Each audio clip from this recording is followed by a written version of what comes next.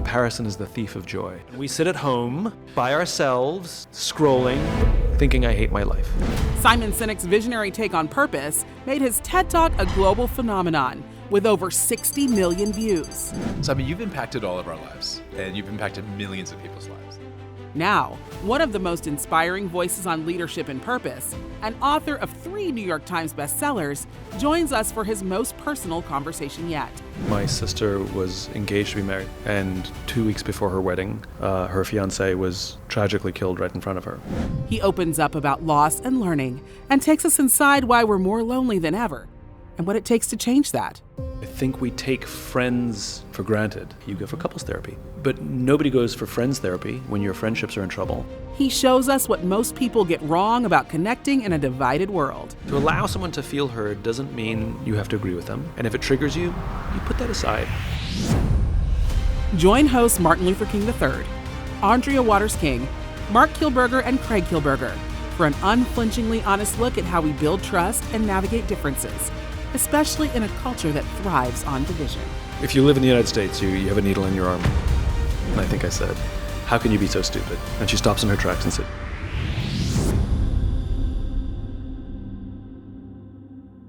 Today we're doing things a little bit differently on My Legacy podcast. Earlier this year, we released our book, What is My Legacy?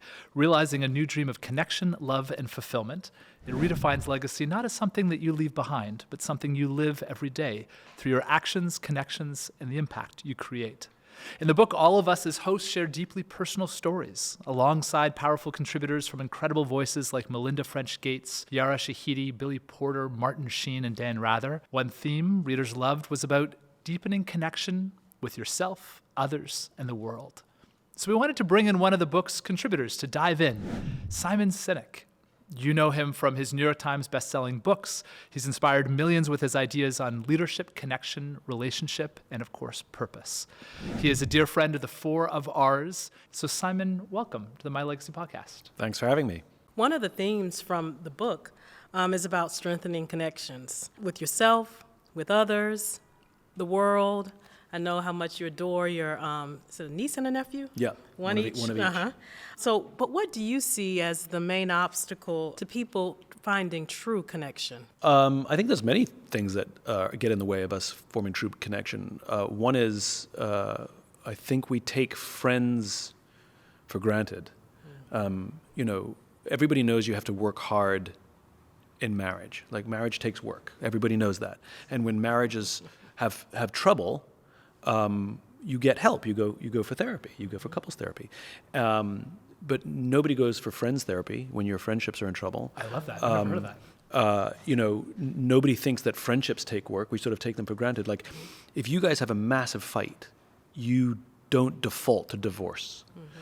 Where in friendships, you have a massive fight and people are like, I don't think I can do this friendship anymore. We're sort of much more disposable about friendships for some reason. I don't know why. Maybe there's no contract. Maybe that's the reason. And if you ask the best couples, like the couples that we look at and admire, and be like, I want a marriage like theirs. And if you ask them, what's your secret? They all say the same thing. It's hard work and we do the work. Yeah. And I don't know anybody in friendship who says friendship is hard work and we do the work. And so I think one of the reasons we have so much disconnection in the world is we actually are not very good at the skill of being a friend. Would you cancel on a friend for a meeting, or would you cancel on a meeting for a friend? Oh, but my friends would understand. You don't think the people in the meeting would understand? And that's the problem. I think we deprioritize friends almost always, quote unquote, because they'll understand. Yes, we can blame social media. It absolutely is a contributing factor. Yes, we can blame post-lockdown world. It's absolutely a factor.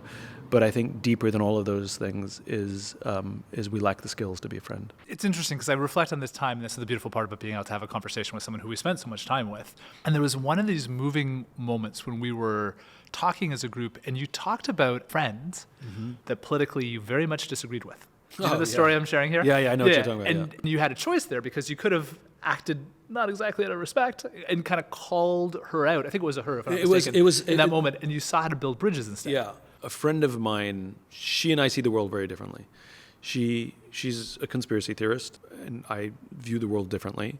And she came to visit me in New York, and we were going for a long walk, and she said something that I disagreed with politically, or worldview-y. And I definitely thought, and I think I said, how can you be so stupid?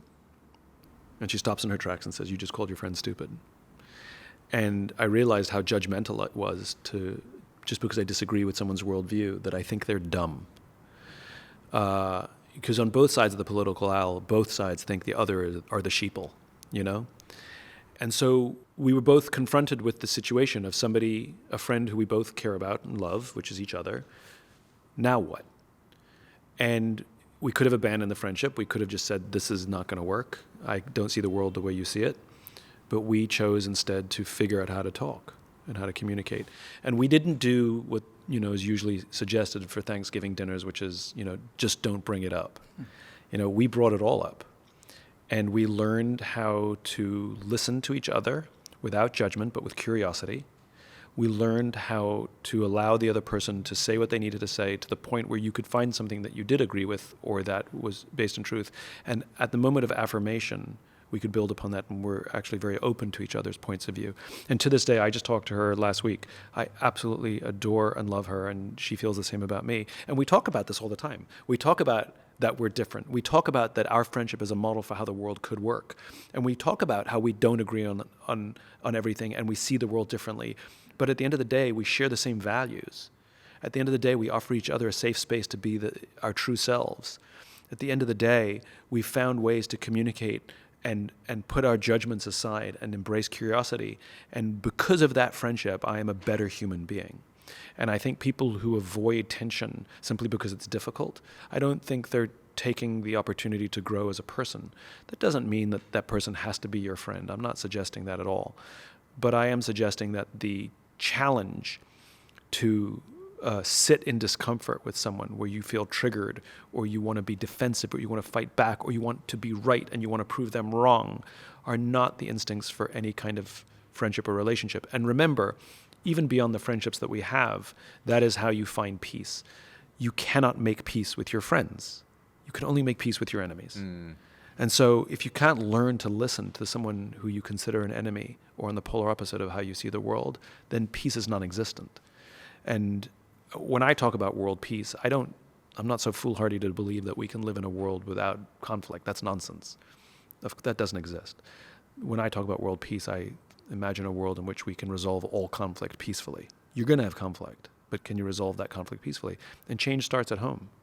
Like, we can't criticize our politicians and our governments for their inability to find peace across an aisle if we are incapable of having a conversation with somebody we disagree with. Because I think for listeners and watchers, Sure. and those who are following this, they everyone's got their friend who politically they have the different views of, or maybe on faith, politics, whatever it happens to be, that often pulls us apart. Yeah. But you found a little bit of the roadmap, the how to build. So the mistake that we make when we talk to someone with whom we see the world in a diametrically opposed way is we interrupt, we attempt to correct facts, we are sometimes triggered by what they say, we get defensive, and we tend to make the argument for our case before they've even finished making the argument for theirs.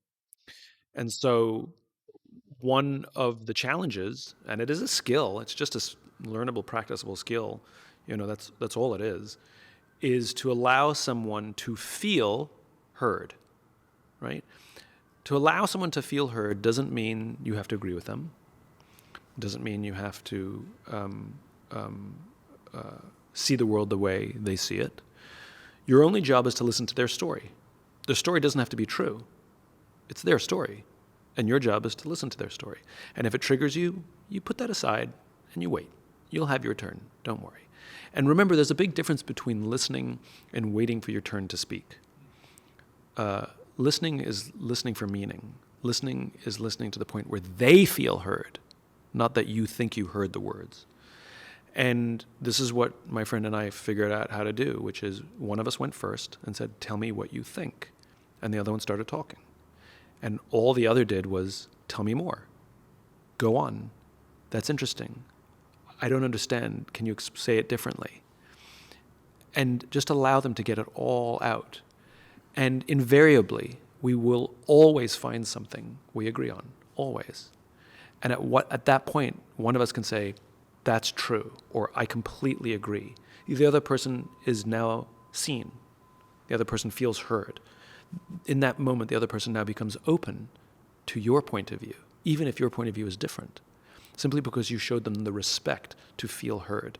The most extreme version of this, and it's fascinating to watch, is a documentary called White Right, Meeting the Enemy by Deeya Khan. Deeya is a Muslim woman who lives in the UK, and she made some comments on the BBC about multicultural society, and some of her comments went viral in the white supremacist world. She was trolled so badly by the white supremacists that the police actually advised her to stay away from open windows. That's how bad it got. The way that she responded was to move to the United States and get to know white supremacists. She sought them out. And she didn't seek them out to disagree with them, vilify, or yell at them. She sought them out to listen to them. She tells stories of when she was younger, how she, as a young girl living in Scandinavia, would go to counter-protest, Aryans, counter-protest white supremacists, and she would spit on these white supremacists. And when she'd leave with her friends, high five, and they all felt self-righteous that they did good. And at the end of the day, she realized she moved the needle zero. She just made herself feel good. That was it. And so she took a very different approach. And she did something that, for most of us, just hearing about it sounds sort of just anathema to what we believe, which is she offered them a safe space to feel heard. Now, we will say things like, they don't deserve us, but who's going to go first?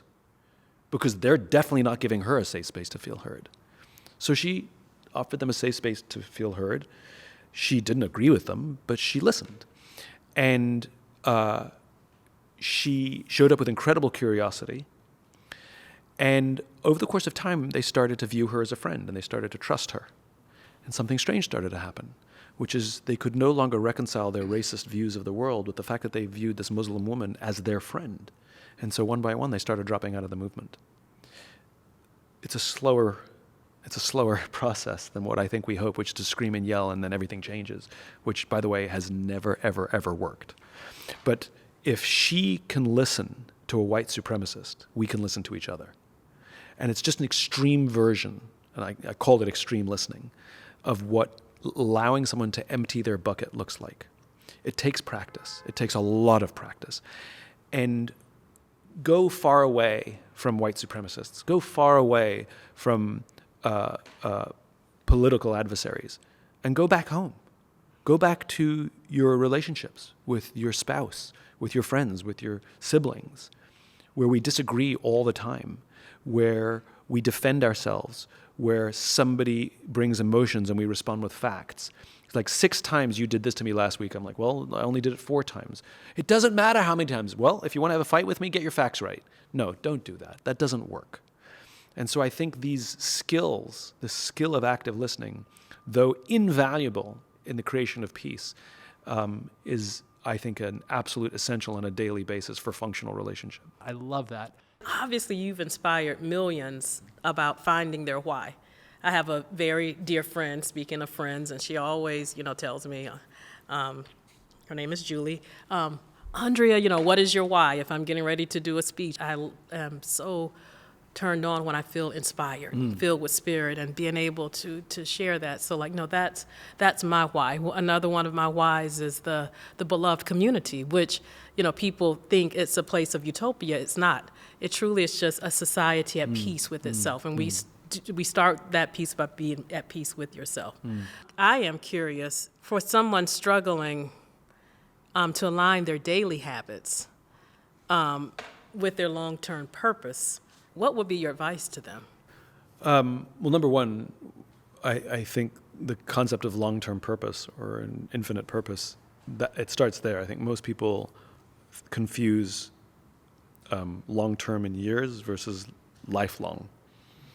If you ask some people their long-term purpose, you hear things like, to become a mom, to get $1 million, to become a CEO, to start a business.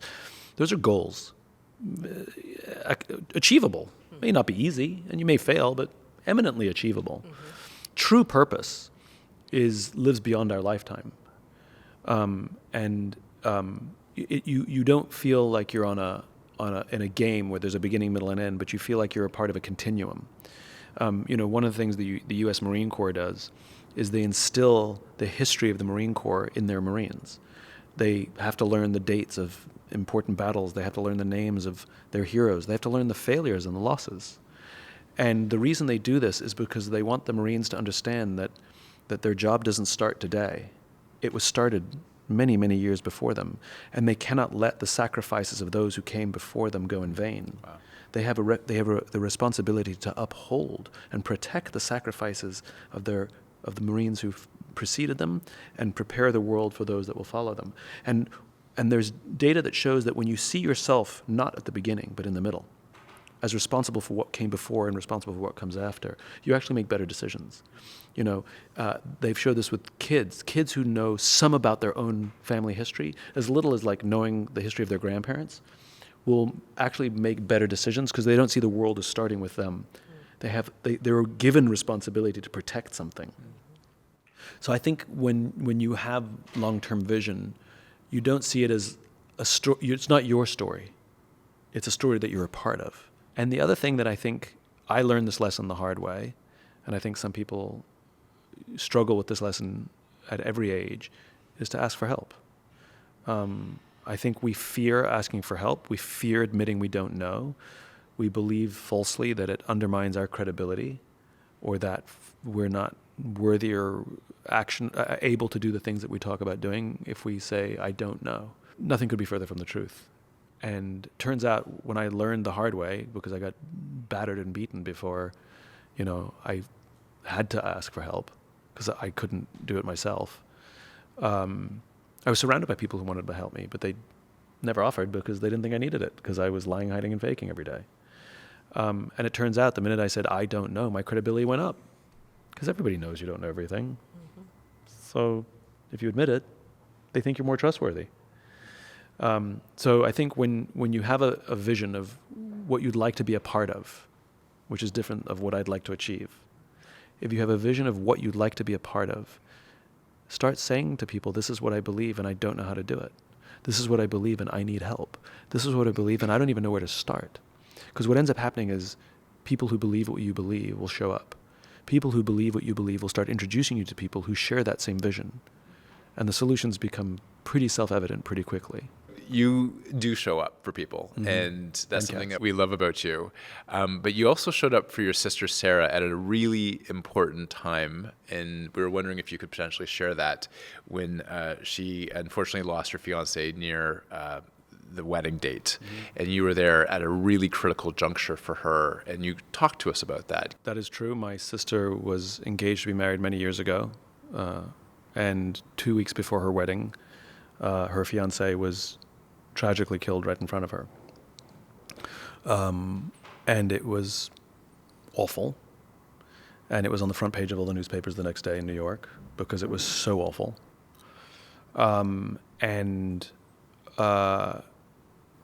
Families do what families do, which is you kick into gear. And in this horrible tragedy, it does actually make you closer. But the courage was not mine. The courage was hers.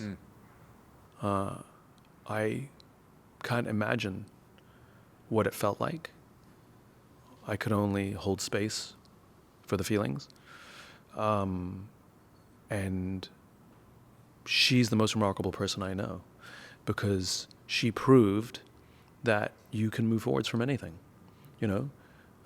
She still has a picture of her fiancé in her house, and she has a husband, and she's got 2 magical kids, and she's happily married, and she's a great mom. And no matter what tragedies we face, you can get through it. You can't get through it alone. Yeah. You cannot get through it alone, but you can get through it. And it's such an extreme example of making it through something. We talk a lot about post-traumatic stress. We very rarely talk about post-traumatic growth. And tragedy can destroy you, but tragedy can help you be a even greater version that you could have been without it. And I think the difference is the support structure. I think the difference is entirely the support structure. But the courage is hers. And no matter what happens in my life that sets me back on my back foot, it pales in comparison to what she had to get through. But no, she deserves all the credit. I love the post-traumatic growth concept. I've never quite heard it that way. It's extremely powerful. And I think for me and our listeners, that's a very tangible takeaway. I want to say thank you for sharing that. And it's a real thing. I mean, it is written about. It's not my concept. Yeah. It is a thing. And there are people that thrive after tragedy. Mm-hmm. Doesn't mean it doesn't hurt. Doesn't mean they don't carry baggage. Mm-hmm. It doesn't mean that there isn't pain. It doesn't mean that if they think about it, it won't bring them to tears. It'll do all those things. It doesn't mean we ignore it or block it out. And it doesn't mean we suppress. But the way she puts it is, she spent many years hiding from it. And then she just realized it's just part of my story. Yeah. Like if I tell my story, it's part of my story. Yeah. And I guess it's part of mine too. So, how has her strength inspired the way you think about resilience and connection? She and I have a pretty amazing relationship. We talk 1,000 times a day. I live in Los Angeles to be near them, to be near their family. She's a constant inspiration to me. She's the most remarkable person you'll ever meet. Let's say maybe everyone has capacity to be resilient. Maybe they don't always know that. But can you have resilience without connection? I don't think so. Okay. Look, we're social animals. Yeah. And we know that solitary confinement is a form of torture. Mm-hmm. And whether it's imposed by, a political system or a penal system, or it's self-imposed. When we hide from truth and we keep secrets about our feelings, we're putting ourselves in prisons. We're self-imposing solitary confinement, and we know what happens when you put someone in solitary confinement. They'll go crazy, and they will self-destruct. And I think the only way to get through anything hard is with others. And it goes right back to where we started, which is, do we have the skills? And I think most people don't even know how to help a friend when they're in need. If somebody calls you and if somebody has the courage to say, I'm struggling, most of us go into fix-it mode. And that is incorrect. People are pretty smart, even in pain. They know when they want to be fixed and when they want your advice, and they know when they just need you to sit in the mud with them. And most of us are more comfortable trying to fix things because we're rational. We're not the ones depressed. This is how we would solve the problem in our state of mind now, but that's not the state of the mind of our friend. And most of us do not have the skill set to just get in the mud with somebody. Like if your friend's depressed, do you try and give them advice how they can get out of their depression? Or do you go to their house, get in their bed, and eat ice cream with them all day with them, and just be depressed with them? Getting in the mud with someone is not fun. That's why we don't do it. It is not enjoyable, but you do it. And again, most of us are pretty attuned, where if you sit in mud with someone and just hold space and allow them to be depressed or sad or angry or whatever feeling they're having, at some point they're going to look at you and go, I think I'm ready now. And then you can try and pull them out and offer them the advice. I remember I called a friend. I was in a bad place, and I called her and I said, can I just talk to you? I'm in a bad place. And I started talking, and she went into fix-it mode. And I remember feeling worse, feeling angry, because I wasn't feeling heard. And I literally said, can you stop trying to fix me and just shut up and listen? That's all I need from you right now, is just let me get it out of, I don't want you to fix me. Just let me tell you. And just listen. That's all I need. And so you can even change it. And she goes, I hear you. I'm sorry. And then she started listening, and I felt better. And so I think we need to learn those skills. But I do not believe that you can do these things by yourself. It's this thing called life is just too difficult for any one of us to do it by ourselves. Not a single one of us has the strength or the courage or the wherewithal or the perspective to do this thing called life alone. Life is a team sport. This is why we organically and naturally make friends and want friends. This is why when we don't have friends, we feel lonely. This is why we envy people with relationships. It's because those things all contribute to this thing called life. Look, remember, suicide is an act of loneliness. That's what it is. It's an attempt to take control of a situation that feels bad. Nobody dies by suicide because they're hungry. They die by suicide because they're lonely. If you believe in deeper, more honest conversations like this, hit that subscribe button and share it with someone who values them too. One of the things that I have to be vulnerable and transparent that I'm working on, and I see it more with parenting, with friends sometimes, or even with my husband, is because I love so big. I want to go into fix it, So if my daughter comes home and she's had just a really bad day, and I want to say, hey, okay, if you do 10 things of gratitude right now, or go jump on the rebounder, you can change your state. And it's not to, but one thing and this has been my mantra, is, okay, Arndrea, lecture or love. That's good. Yolanda, it's okay, or to let her know it's okay, or to let Mark know it's okay, and just to listen and, just say, just give them that love. And I'm constantly now playing in my mind, lecture of love. And then there are times, though. Mm-hmm. There are times when it's appropriate to give it. When I say lecture, well, my husband would say it's a lecture. But it's fixed. But yeah, it's like, but it is like, okay, He's being very quiet right now, as you can imagine, right? Is this thing on? So that's one thing that I'm working with, good. Particularly with the teenager and with the husband. We work together, and so many people that I love. Particularly, I think there's so many, maybe of our listeners, certainly the people that are, purchasing your books and listening to Simon, that, they are like let's get it done. So, maybe that's something that we all that will be helpful to them as well. Like, okay, is this time for lecture or love? It's true. And sometimes you don't have to guess.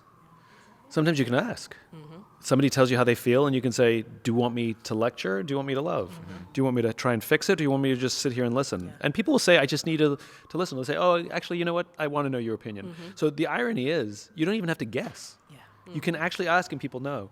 The funny thing about all of this is this we're trained to do. This is what parents are trained to do for children. We're trained, we learn to affirm the feelings of our kids. They come home angry, or something happens, or somebody takes their candy and they say, I'm angry. And you're not supposed to say, oh, don't be angry. You shouldn't be angry. We're supposed to say, boy, yeah, pooh, that must really hurt. And this is what we're supposed to do with kids. Like any parent who's read a couple books, about parenting knows this. Mm-hmm. Well, we're supposed to do the same thing with adults too. Yeah. Like, it hasn't changed just because we got older. We still want our feelings affirmed. And it's really funny how what we know how to do for kids, we stop doing for adults. Well, Simon, the next time you call me, I'll say, Simon, lecture or love.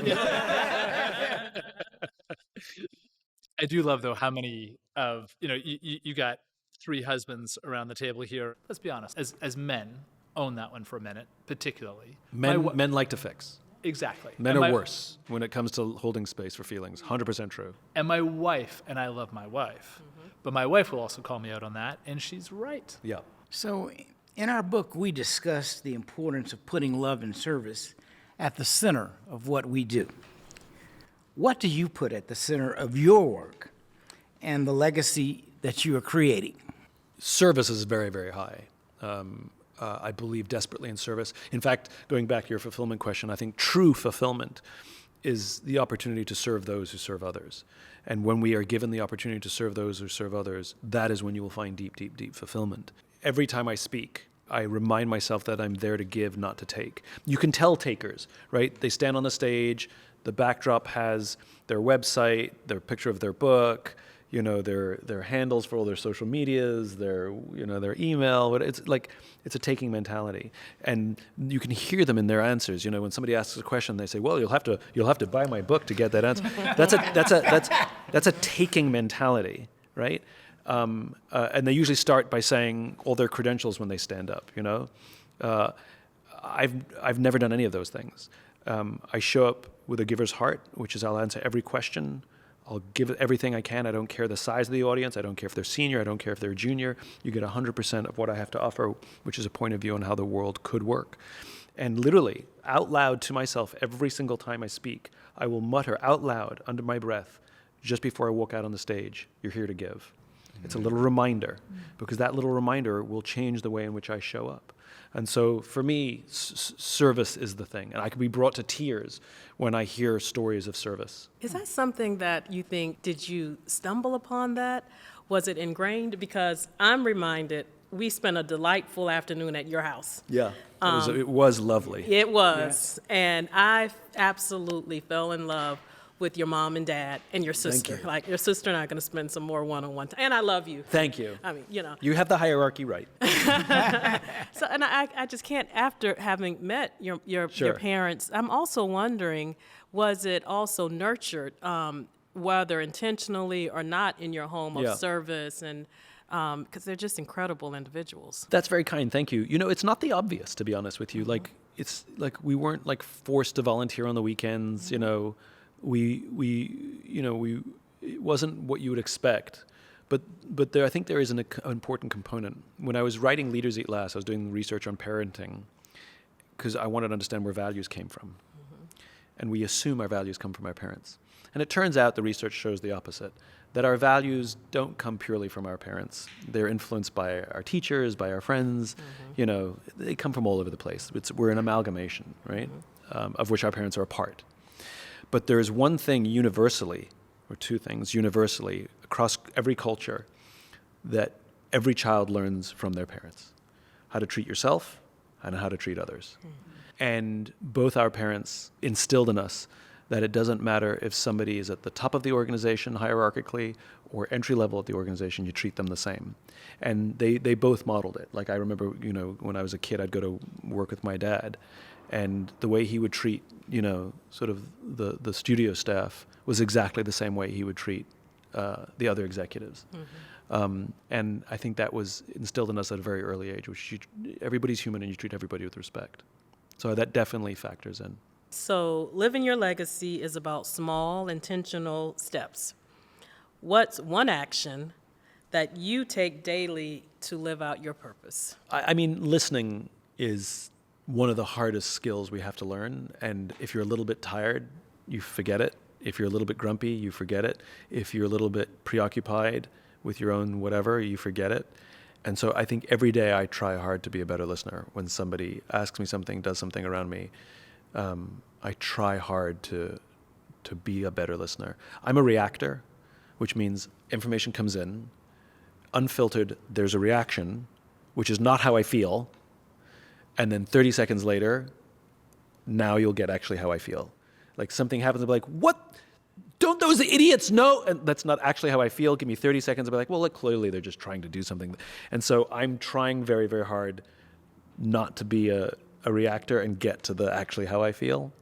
But it all also comes from listening, which is, you know, giving people the benefit of the doubt and showing grace. So every day, 1% better. It's easy to talk about the disconnected America, the disconnected world, and it's harder to go across the street to our neighbor and to have that extreme listening moment, or that family member who we pull away from, but perhaps we need to pull towards and just listen. I love that. Sometimes we got to sit in the mud. I love the challenge of that. We all want to help. All the husbands out here nodding their head on that one. We all want to help, but we just have to listen. And sometimes we have to sit in the mud. And then, and only then, can that post-traumatic growth happen. And we know that you inspired our listeners. And so we're very grateful to you, Simon. Thanks for living your legacy. Thanks for having me. Thank you. Thank you. Simon, thank you. Thank you so My pleasure. much. Thank you. My pleasure. Thank you. Thank you for joining us. New episodes drop every Wednesday with bonus content every Thursday. Don't forget to subscribe so you'll never miss a moment.